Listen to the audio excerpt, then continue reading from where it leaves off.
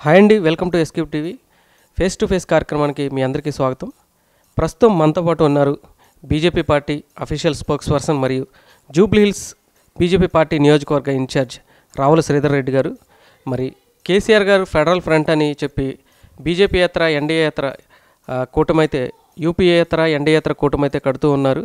మరి పక్క రాష్ట్రంలో ఉన్నటువంటి చంద్రబాబు నాయుడు గారు మరి ఈ కూటమి కట్టిందే బీజేపీ పార్టీకి అనుకూలంగా ఉండటానికి వాళ్ళు జగన్ కేసీఆర్ ఇద్దరు మోడీ తొత్తులు వాళ్ళు ఆడించినట్లుగా ఆడుతున్నారు, ఆంధ్రాకి అన్యాయం చేస్తూ ఉన్నారని చెప్తున్నారు.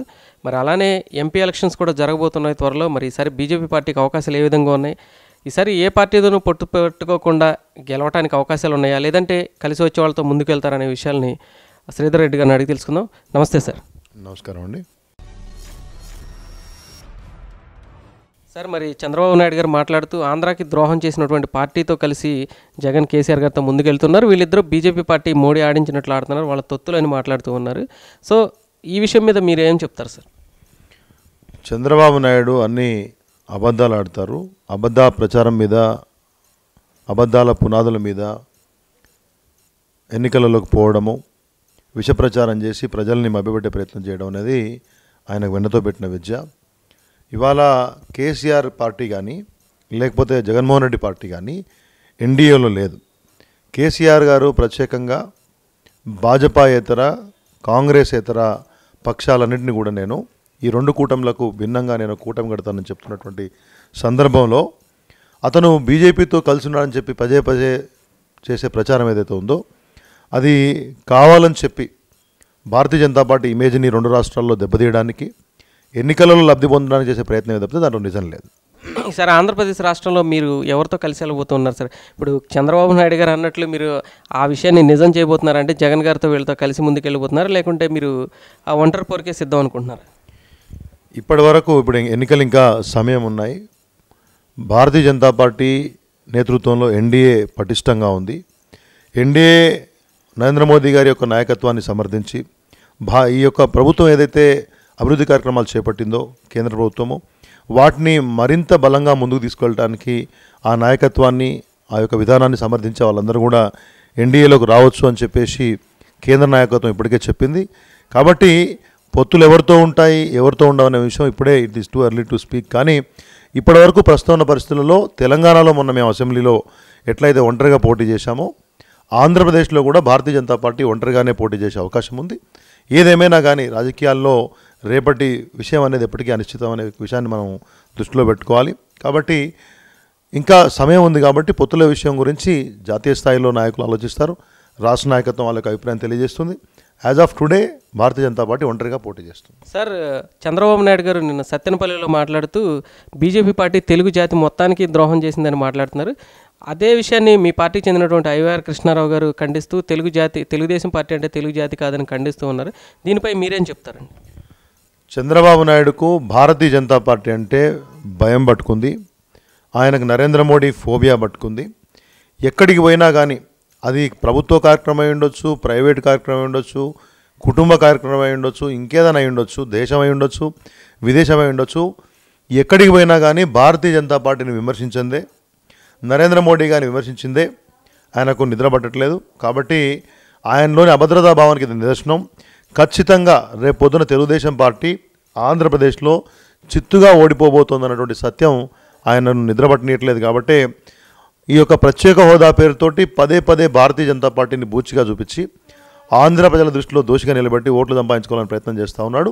అది జరిగే పని కాదు. ఇవాళ ఆంధ్రప్రదేశ్లో ఆర్థిక పరిస్థితి రాష్ట్రాన్ని అధోగతిలో ఉన్నది. ఎక్కడ అభివృద్ధి జరగలేదు.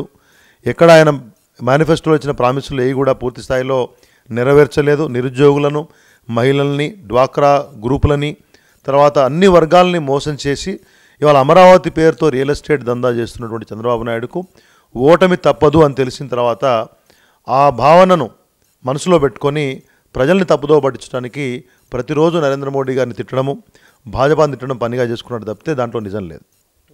సార్, తెలుగు రాష్ట్రాల్లో చూసుకున్నట్లయితే ఉన్నటువంటి రాజకీయ పార్టీలన్నీ కూడా ఏదో ఒక స్టాండ్ అయితే తీసుకున్నారు దేశ రాజకీయాల్లో. చూసుకున్నట్లయితే ఇప్పుడు చంద్రబాబు నాయుడు గారేమో యూపీ కాంగ్రెస్తో జతగట్టి ముందుకెళ్తున్నారు.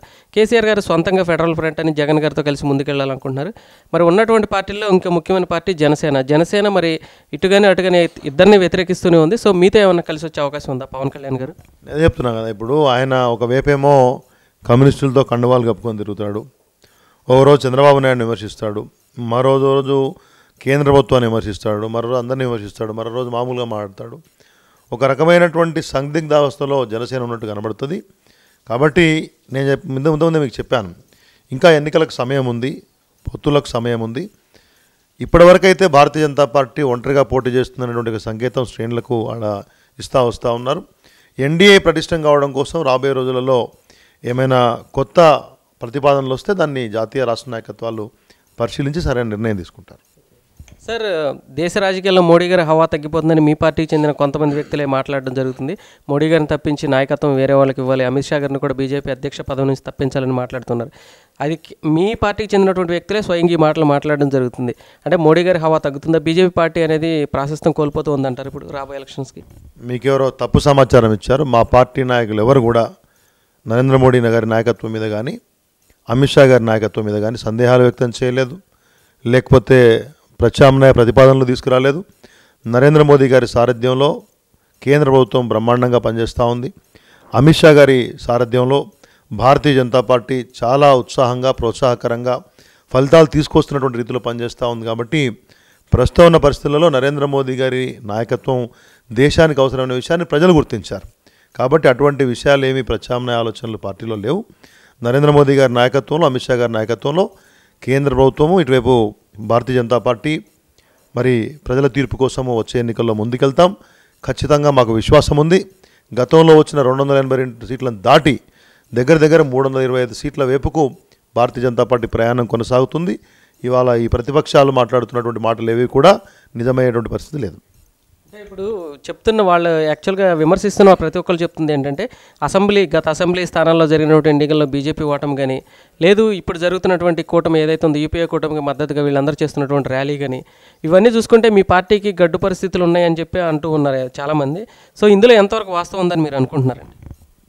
ఈ మొన్న జరిగిన 5 రాష్ట్రాల ఎన్నికల్లో తెలంగాణలో భారతీయ జనతా పార్టీకి ఫలితాలు రాకున్నా కానీ కాంగ్రెస్ పార్టీ, తెలుగుదేశం కలిసి చేపట్టిన ప్రయత్నం బెడిసి కొట్టింది.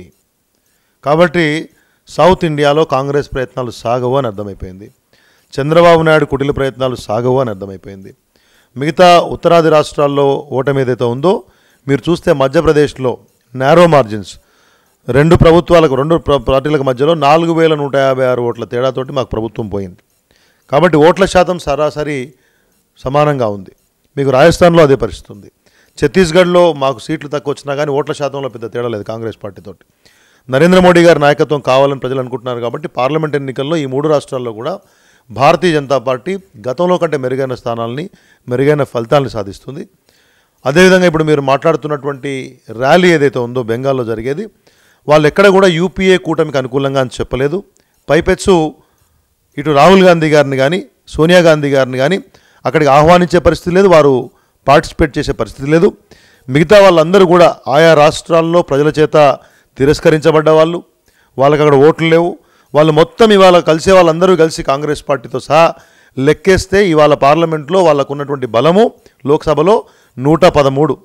వాళ్ళ గవర్నమెంట్ రావాలంటే కనీసం 200% పెరగాల్సినటువంటి అవసరం ఉంటుంది. ఆ మేరకు పరిస్థితులు ఏ రాష్ట్రాల్లో లేవు. మీరు ఉత్తరప్రదేశ్లో కూడా చూశారు. బీఎస్పీ తర్వాత ఎస్పీ పొత్తు పెట్టుకున్నాయి కానీ కాంగ్రెస్ పార్టీని కానీ రాహుల్ గాంధీ గారిని కానీ వారి నాయకత్వాన్ని కానీ అంగీకరించే ప్రసక్తి లేదు.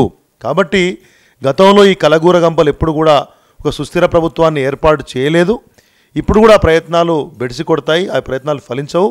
ప్రజలకు ఒక విశ్వాసం ఉంది, కేంద్రంలో స్థిరమైనటువంటి లేకపోతే సుస్థిరమైనటువంటి సమర్థమైనటువంటి ప్రభుత్వం కావాలంటే నరేంద్ర మోడీ నేతృత్వంలోని భారతీయ జనతా పార్టీ నేతృత్వంలోని ఎన్డీఏనే రావాలని చెప్పేసి కోరుకుంటున్నారు. కాబట్టి ఈ యొక్క ఫ్రంట్ ప్రయత్నాలు కొనసాగవు. ఎందుకంటే వాళ్లకు ప్రజల అభివృద్ధి ఎజెండా లేదు.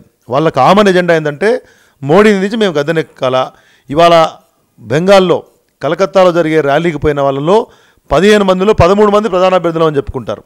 అక్కడికి మాయావతి పోలేదు, బిజు పట్నాయక్ పోలేదు, లేకపోతే మిగతా కొంతమంది మిత్రులు పోలేదు, వాళ్ళు అనుకున్న మిత్రులు పోలేదు. మరి ఏ విధంగా ఆ ఫ్రంటు సాధ్యమవుతుంది, అది సక్సెస్ అవుతుందనే విషయాన్ని ఆ నాయకులు ఇవాళ చెప్పాలి. వాళ్ళు ఏం మాట్లాడినా కానీ విష ప్రచారాన్ని ప్రజలు నమ్మే పరిస్థితిలో లేరు. సార్, అసలు వ్యతిరేకత లేని తెలంగాణ రాష్ట్రంలో అసెంబ్లీ ఎన్నికల్లోనే మీకు సీట్లు అనేవి చాలా తక్కువ వచ్చినాయి. మరి వ్యతిరేకత ఆంధ్రప్రదేశ్కి ప్రత్యేక హోదా ఇవ్వలేదని చెప్పేసి వస్తున్నటువంటి విషయంలో ఆ తీవ్ర వ్యతిరేకతను ఎదుర్కొంటున్నటువంటి ఆంధ్రప్రదేశ్లో బీజేపీ పార్టీ నుంచి ఒక్కొక్కరు కూడా బయటికి వెళ్ళిపోతూ ఉన్నారు. తాజాగా ఇప్పుడు ఏలూరుకు చెందినటువంటి ఎమ్మెల్యే కానీ, లేదంటే విష్ణుకుమార్ రాజు కానీ, ఇట్లాంటి వాళ్ళు వేరే పార్టీలు మారుతానని ఊహాగానాలు అయితే వినిపిస్తూ ఉన్నాయి. వాళ్ళు కూడా కన్ఫర్మ్ చేస్తూ ఉన్నారు. మరి ఇటువంటి పరిస్థితుల్లో మీరు ఆంధ్ర రాజకీయాలు ఎటువంటి ప్రభావం చూపగలరు అనుకుంటున్నారు? ఏ విధంగా ముందుకెళ్తారు? అంటే ఆంధ్రప్రదేశ్కి ఎటువంటి హామీలు ఇవ్వాలనుకుంటున్నారు మీరు? తెలంగాణలో కాంగ్రెస్ పార్టీ చంద్రబాబు నాయుడుతో కలిసి టీఆర్ఎస్ బీజేపీ వేరువేరు కాదు అని చేసినటువంటి ప్రచారము, అదే సమయంలో ఎంఐఎం కీలకమైనటువంటి స్థానాల్లో వాళ్ళ అభ్యర్థులు నిలబెట్టకుండా హైదరాబాద్లో కూడా పూర్తిగా తెరాస తొత్తుగా వ్యవహరించినటువంటి పరిస్థితిలో భారతీయ జనతా పార్టీ తెలంగాణలో ప్రతికూల ఫలితాలను ఎదుర్కొంది. కానీ ఇక్కడ మాకు బలం లేక కాదనే విషయాన్ని గమనించాలి. రెండవది, ఇవాళ ఆంధ్రప్రదేశ్లో మీరే అంటున్నారు ఊహాగానాలని, కానీ ఏ ఒక్క నాయకుడు బయటికి పోలేదు. చిన్న చితక నాయకులు ఎవరైనా పోతే దాంతో పార్టీకి పెద్దగా వచ్చే నష్టం లేదు. ప్రత్యేక హోదా అనే విషయంలో ఆంధ్రప్రదేశ్ ప్రజలకు పూర్తి స్థాయి అవగాహన ఉంది. సాంకేతిక కారణాల వల్ల దాన్ని ఇవ్వలేనటువంటి పరిస్థితులలో భారతీయ జనతా పార్టీ ప్రతిపాదించినటువంటి, కేంద్ర ప్రభుత్వం ప్రతిపాదించినటువంటి ప్రత్యేక ప్యాకేజీని చంద్రబాబు నాయుడు గారు అంగీకరించి అసెంబ్లీలో దానికి అనుకూలంగా తీర్మానం చేసి కేంద్ర ప్రభుత్వానికి అభినందనలు తెలియజేసి, ఎవరైనా ప్రత్యేక హోదా అని చెప్పి మాట్లాడితే కేసులు పెడతానని చెప్పినటువంటి పెద్ద మనిషి యూటర్న్ తీసుకొని వాళ్ళ రాజకీయాలు చేస్తున్నాడు అనే విషయాన్ని అక్కడ ప్రజలు గమనించారు. ప్రత్యేక హోదా అయినా ప్రత్యేక ప్యాకేజ్ అయినా ఆంధ్రప్రదేశ్కి చేసే న్యాయం చేస్తామని ఇప్పటికే దగ్గరగా 4 లక్షల కోట్లకు దగ్గరగా మరి నిధులు కేటాయించారు. జాతీయ స్థాయి విద్యా సంస్థలు ఏర్పాటు చేశారు. రైల్వే లైన్ల పని జరుగుతోంది. పెద్ద ఎత్తున జాతీయ రహదారులు ఏర్పాటు చేస్తూ ఉన్నాం. కోస్టల్ కారిడార్ని ఇంప్రూవ్మెంట్ చేస్తూ ఉన్నాం. పోర్ట్లు ఇంప్రూవ్మెంట్ చేస్తూ ఉన్నాం. విమానాశ్రయాలకు నిధులు ఇచ్చాం. ఈ రకంగా పోలవరానికి పూర్తి స్థాయిలో నిధులిచ్చి వేగవంతంగా నిర్మించజేస్తూ ఉన్నాం. ఇవన్నీ చూసిన తర్వాత ప్రజలు బీజేపీ చెప్తున్నటువంటి విషయంలో నిజం ఉంది, కానీ చంద్రబాబు అబద్ధాలు ప్రచారం చేస్తున్నటువంటి విషయాన్ని వాళ్ళు అర్థం చేసుకున్నారు. కాబట్టి ఆంధ్రప్రదేశ్లో భారతీయ జనతా పార్టీకి ప్రోత్సాహకరమైనటువంటి ఫలితాలు వస్తాయనేటువంటి విశ్వాసం మాకుంది. సార్, చివరి ప్రశ్న అండి. జగన్ గారి కేసు అయితే ఉందో, అంటే కోడికత్తితో దాడి చేసినటువంటి ఘటన ఏదైతే ఉందో దాన్ని ఎన్ఐఏకి అప్పగించడంపై చంద్రబాబు నాయుడు గారు తీవ్ర అభ్యంతరాలు వ్యక్తం చేస్తున్నారు. బీజేపీ పార్టీ జగన్ అనేవాడు బీజేపీ పార్టీకి సపోర్ట్ చేస్తున్నాడు కాబట్టి ఏదో రకంగా వాళ్ళని ఇరికించాలని చెప్పేసి ఈ కేసు అయితే ఏదో ఉందో దాన్ని ఎన్ఐఏకి అప్పగించడం జరిగిందని చెప్పేసి వాళ్ళు ఆ హైకోర్టులో కానీ లేదా సుప్రీంకోర్టులో పిటిషన్ వేస్తామని చెప్తూ ఉన్నారు. సో ఇందులో అసలు దీని మీద మీరు ఏం చెప్పదలుచుకున్నారు? ఇప్పుడు ఎవరెవరికనే అనుకూలమైన విషయాన్ని పక్కన పెడితే ఎన్ఐఏతో దర్యాప్తు చేస్తే చంద్రబాబు నాయుడుకు వచ్చిన నష్టం ఏంటి? చంద్రబాబు నాయుడు ఆ కేసులో నిందితుడు కాదు. ఆయన కుటుంబ సభ్యులు ఎవరు నిందితులు గారు. ఆ రాష్ట్రానికి చెందినటువంటి ప్రతిపక్ష నేత, పాపులర్ నాయకుడు జగన్మోహన్ రెడ్డి గారి మీద జరిగినటువంటి హత్యా ప్రయత్నంగా దాన్ని చూసినటువంటి వాళ్ళు రకరకాల ఫిర్యాదులు ఇచ్చారు. ఆ ఎవరైతే బాధితుడు ఉన్నాడో ఆయనకు ఆ రాష్ట్ర ప్రభుత్వం యొక్క పద్ధతి మీద కానీ, దర్యాప్తు పరిస్థితి మీద కానీ, విధానాల మీద కానీ నమ్మకం లేనప్పుడు కేసు తీవ్రతను బట్టి వారు అడిగినటువంటి యొక్క రిక్వెస్ట్ను అనుసరించి, ఆయా దర్యాప్తు సంస్థల ఇచ్చిన నివేదికను అనుసరించి దాన్ని ఎన్ఐఏకి అప్పచెప్పారు. దానికి చంద్రబాబు నాయుడుకి వచ్చిన నష్టం ఏంటో నాకు అర్థం కాలేదు. చాలా రాష్ట్రాల్లో, తెలంగాణ రాష్ట్రంలో కూడా చాలా కేసులకు సంబంధించి ఎన్ఐఏ దర్యాప్తు జరుగుతోంది. మరి దానికి చంద్రబాబు నాయుడు గారికి వచ్చినటువంటి నష్టం ఏంటి? ఆయన తప్పు లేకపోతే హాయిగా ఇంట్లో పడుకోవచ్చు కదా. కాబట్టి ఏంటంటే ఎక్కడో తెలుగుదేశం పార్టీకి కానీ, తెలుగుదేశం పార్టీ సభ్యులకు కానీ, చంద్రబాబు నాయుడు గారికి పరోక్షంగా కానీ ఈ కేసులో సంబంధం ఉందేమో, అందుకే నిజాలు బయటపడతాయని చెప్పేసి వాళ్ళు భయపడుతున్నారేమో. కాబట్టి ఇటువంటి విషయాల్లో కేంద్ర ప్రభుత్వం తప్పుపట్టేటువంటి విషయాన్ని మానుకొని కేసుకు సహకరిస్తే, దర్యాప్తు సహకరిస్తే అందరి గౌరవం మిగులుతుంది. ఒక ప్రతిపక్ష నాయకుడి మీద ఒక అత్యంత నీచంగా జరిగినటువంటి ఒక దాడిని మరి రాష్ట్ర ముఖ్యమంత్రిగా ఆయన ఖండించాల్సింది పోయి, దాన్ని సీరియస్గా తీసుకోవాల్సింది పోయి, ఇటువంటి చౌకబారు నెలబారు రాజకీయాలు మాటలు మాట్లాడకపోతే మంచిది. Thank you sir.